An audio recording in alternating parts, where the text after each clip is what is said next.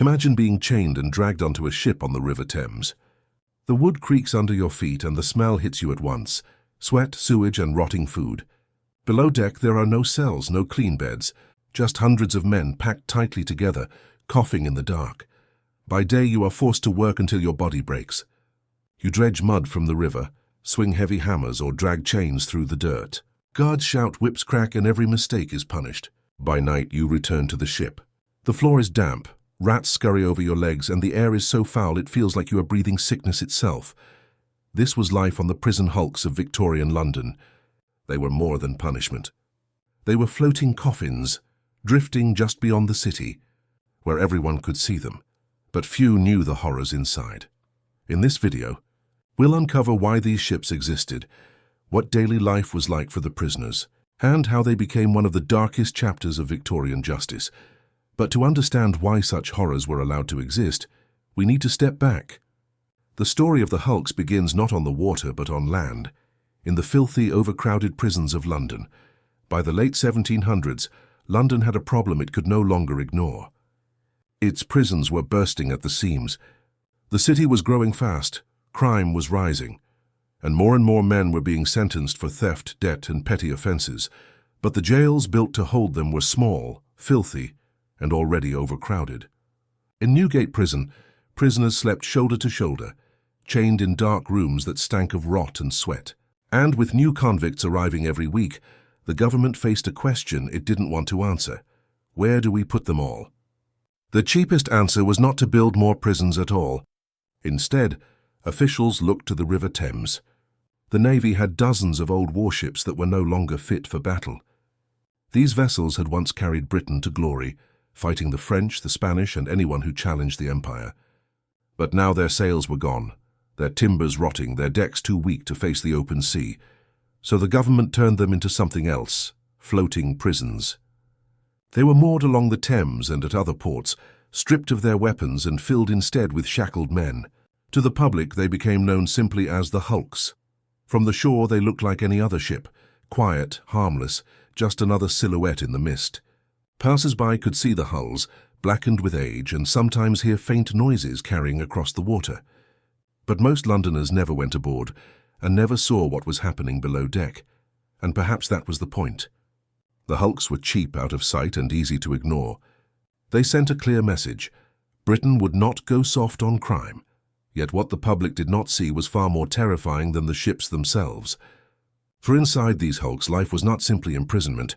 It was something darker, harsher and deadlier than most Londoners could ever imagine. What waited inside was far worse than anyone on the riverbanks could have believed. Stepping below deck on a prison hulk was like stepping into another world, one of darkness, stench, and despair. The sunlight disappeared almost at once, leaving the air heavy and damp. The ceiling hung low, the timbers swollen with rot, and the only light came from small cracks in the wood, where thin blades of daylight slipped through. Here, prisoners were crammed together in rows, chained at the ankles, lying on wooden planks that served as both bed and floor. There were no mattresses, no blankets, and no privacy. At night, the sound was constant, coughing, groaning, the scraping of chains, and the restless scratching of rats that scurried across bodies without fear. Food was little better than animal feed. Prisoners were given hard bread, foul water, and thin soup crawling with insects. Many were so hungry that they ate whatever they could just to survive another day. Water barrels quickly grew slimy, and in the summer heat they stank. The air itself seemed poisoned. With hundreds of men trapped in one space, sweat and waste mixed until breathing felt like swallowing sickness. Disease spread fast. One man's cough became a death sentence for dozens. Typhus, dysentery, and cholera haunted every corner of the ship. Some men tried to keep their spirits alive, whispering songs or carving small marks into the wood to count the days. But hope was rare. Many prisoners gave up, sinking into silence as their health declined. To outsiders, the hulks were symbols of justice. But to the men inside, they were something else entirely. Cages that slowly broke the body and the mind. A prisoner might survive the chains, the hunger, even the beatings, but it was the hopelessness that killed him in the end. And yet, life on the hulk was not just about surviving the nights below deck. Every morning the chains rattled and the men were forced above, out into the light. because the hulks were not only prisons, they were work camps, where punishment meant labor so harsh it left scars that never healed. And the work that awaited them was as brutal as the nights they endured. For the men trapped on the hulks, the punishment did not end below deck. Each morning, chains clattered as guards shouted the prisoners awake. Shackled in groups, they were marched onto boats or along the shore, sent to work from sunrise to sunset. The jobs were brutal, designed not just to keep men busy, but to grind them down. Some were forced to dredge mud from the River Thames, dragging it up in buckets until their arms shook with exhaustion. Others broke stones with hammers, swinging until their hands split open and bled. Chains clinked with every movement, heavy iron weights turning simple tasks into torture. There was no mercy for weakness. If a man stumbled, he was whipped. If he refused to work, he was beaten with sticks or locked in irons until his body gave in. The guards believed that pain was the best teacher, that the sight of men collapsing from hunger or exhaustion would keep the others in line. The labor was not only back-breaking, it was humiliating. Prisoners worked in full view of ordinary Londoners who passed by the riverbanks. Crowds often gathered to stare, pointing at the chained men in ragged clothes, their faces hollow, their skin blackened with filth. To the public, the message was clear. This is what happens if you defy the law. But to the prisoners, the message was different. It was despair. Every day of labor felt endless, and yet it never counted towards freedom. Many men knew they would never leave the hulks alive. No matter how many stones they broke or how many chains they dragged, some still tried to resist in small ways, slowing their pace, pretending to be weaker than they were, or finding moments to rest when the guards turned away. But most simply bent their heads and worked hour after hour, until their muscles burned and their bodies trembled. The hulks were not just floating prisons, they were factories of suffering, where human beings were used up like tools until they broke. And when they did break, it was not always the whip or the iron chains that killed them. The deadliest punishment of all came quietly. Spreading through the air they breathed and the water they drank, a killer no guard could control. If the labor did not kill a prisoner, the hulks themselves often did. Inside those rotting ships, disease spread faster than any whip could strike. The air below deck was thick and foul, heavy with the breath of hundreds of men. Sweat dripped from the beams, waste collected in corners, and the stench never left. In such conditions, sickness needed little time to take hold. One cough in the night could infect a dozen by morning. Typhus was the most feared. It began with fever and chills, then came rashes and delirium. Dysentery followed, leaving men too weak to stand, their bodies drained and broken. Cholera swept through when the water turned foul, striking suddenly and leaving rows of lifeless bodies behind. The hulks had no real doctors, no medicine worth speaking of. The sick were left chained beside the healthy, their groans echoing through the darkness, until silence finally came. The dead were dragged away, but often too late to stop the spread. On some ships, whole groups of prisoners vanished within weeks. Imagine lying there, chained by the ankle, hearing the man beside you cough and struggle for breath. You could not move away, could not escape the sickness creeping closer. Each night you prayed you would wake in the morning. Many did not. For the government, the hulks were a cheap solution. For the prisoners, they were death traps. Mortality rates soared, and yet still the ships remained. Officials claimed the suffering would scare others away from crime. But in reality, it was less a warning and more a slow, hidden massacre. Londoners saw the hulks every day on the Thames, but they did not see the disease inside.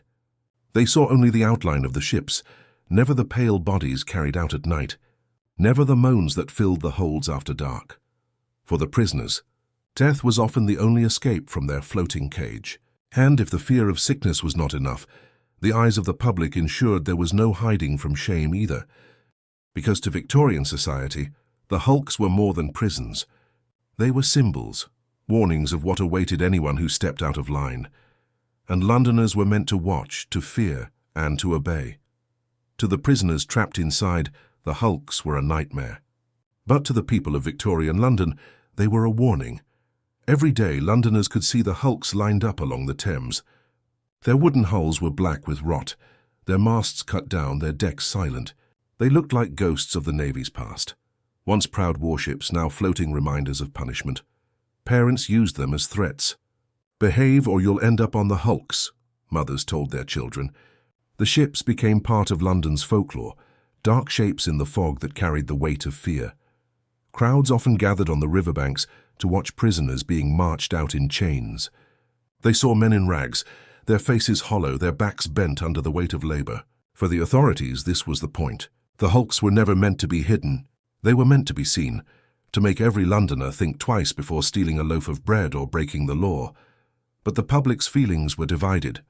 Some saw the hulks as justice served, proof that criminals were getting what they deserved. Others saw cruelty. Reports began appearing in newspapers describing the horrors inside, the filth, the disease, the death toll. For every person who felt safer knowing the hulks were out there, another began to question if this was punishment or something far worse. Sailors passing by at night sometimes claimed they could hear the sounds, coughing, groans, chains rattling in the darkness. The image was enough to chill even the most hardened Londoner. The hulks were not just prisons. They were stage sets of misery, placed deliberately where everyone could see them. And yet, despite the fear they spread, crime in London did not disappear.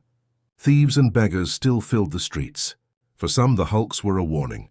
For others, they were simply another horror to endure if caught. Over time, voices grew louder against them. Reformers began to argue that punishment had turned into cruelty. That instead of reforming men, the hulks destroyed them. And slowly the tide began to turn. The days of the hulks were numbered, but their end would not come quickly. The floating prisons would linger for decades before the system finally broke.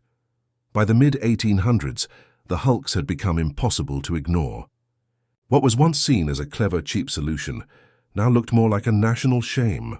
Reports of disease, death, and cruelty could no longer be hidden. Reformers, writers, and even some politicians began to speak out, asking the same question: were these ships really justice or simply torture at sea? The public mood was shifting. For decades, people had accepted the hulks as a deterrent, something to fear. But slowly, sympathy for the men inside began to grow. Visitors who stepped aboard wrote of the filth, the chains, the sick left to die beside the healthy. These stories spread through newspapers, stirring outrage among those who had never seen the horrors up close. At the same time, the hulks were proving less effective. Instead of reforming prisoners, they were breeding more crime. Men who survived years on the ships often emerged hardened, bitter, and broken. Some were so damaged they could never work again. Others returned to crime because they had no other way to survive. And there was another problem: cost. What had once been a cheap solution became expensive to maintain. Old ships constantly needed repairs, and the spread of disease meant guards and staff were also at risk. Slowly, the government began to realize the hulks were not just cruel, they were failing. By the 1850s and 1860s, pressure for change was too strong to resist. New prisons were being built on land, with slightly better conditions and stronger systems of control. Transportation to Australia was used as another way to deal with convicts. One by one, the hulks were emptied and abandoned, their timbers left to rot until they finally sank or were broken apart. For the men who had suffered inside, the end of the hulks came too late. Thousands had already died in their holds, their names lost to the river. But for Victorian society, closing the hulks was a small step, toward admitting that punishment without limit was no longer acceptable, yet the memory of the hulks did not disappear. They remained in stories, in warnings, in the nightmares of those who survived. They were a reminder that cruelty can be disguised as justice, and that even in the heart of the empire, punishment could turn into something far darker. But what did the hulks truly mean for the people who lived through them, and for us today? For thousands of men in Victorian London, the answer was the hulks, floating coffins disguised as justice. They were not simply ships. They were machines of suffering, where men were chained like cargo, worked until their bodies broke, and left to die nameless in the dark. The hulks remind us of how far a society can go when fear replaces compassion. They were created to scare people into obedience, to show strength at any cost. But in the end, they exposed something darker. The line between justice and cruelty is thinner than we like to believe. Standing on the banks of the Thames today, you would never know these hulks once haunted the water. The ships are gone, the prisoners long buried. Yet their story still matters, because every society decides how it punishes, how it controls, and how it justifies the suffering of others. For Victorian London, the hulks were the answer. For the men trapped inside, they were the end.